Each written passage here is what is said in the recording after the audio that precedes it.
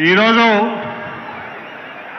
మీ అందరికీ తెలుసు, ఈ మధ్య నేను వైఎస్ఆర్ కుటుంబంలో నేను కూడా చేరటం జరిగింది 20 రోజుల క్రితం.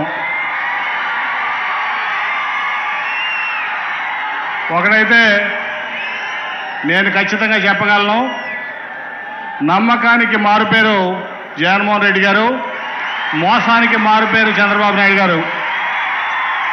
అట్లాగే ఈరోజు పేదల పక్షపాతి జగన్మోహన్ రెడ్డి గారు, అట్లాగే ధనికుల పక్షపాతి చంద్రబాబు నాయుడు గారు. మీకు ఇంకోటి ఏంటంటే, ఈరోజు సమాజం కోసం పాటుపడేది జగన్మోహన్ రెడ్డి గారు అయితే, కేవలం పనికి మాలిన కొడుకు కోసం పాటుపడేది చంద్రబాబు నాయుడు గారిని ఈ సందర్భంగా చెప్తున్నా. దాదాపు 10 ఏళ్ళు తెలుగుదేశం పార్టీ ఎంపీగా పనిచేశాను. ఈ 4.5 ఏళ్ళ నుంచి కూడా నేను జగన్ గారి పాలన చూస్తున్నా.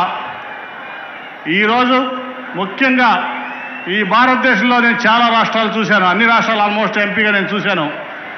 మేనిఫెస్టోలో ఉన్నటువంటి ప్రతి హామీని అమలు చేసినటువంటి వ్యక్తి భారతదేశంలో ఉన్నారంటే అది కేవలం జగన్మోహన్ రెడ్డి గారిని ఈ సందర్భంగా మీ అందరికీ తెలియజేస్తా ఉన్నా. అట్లాగే ఆయన ప్రపంచంలోనే పేదల కోసం 2.5 లక్షల కోట్ల రూపాయలు పేదల కోసం ఖర్చు పెట్టినటువంటి వ్యక్తి జగన్మోహన్ రెడ్డి గారు. ఇంకెక్కడా కూడా ఈ భారతదేశంలోనే కాదు, ప్రపంచంలో కూడా ఎక్కడా అటువంటి కార్యక్రమం మనం చూడలేదు. ముఖ్యంగా మనం తీసుకుంటే ఈ రాష్ట్రంలో ఉన్నటువంటి ముఖ్య సమస్యలు విద్య, ఆరోగ్యం, అట్లాగే పేదల జీవన విధానం.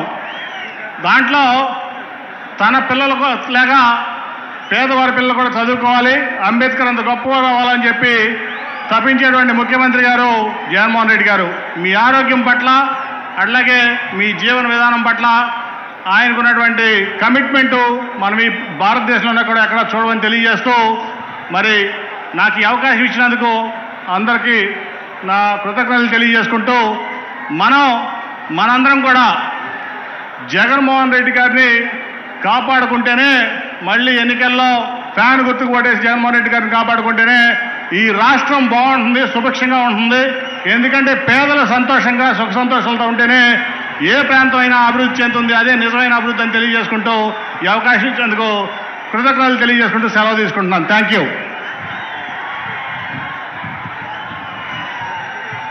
Thank you sir.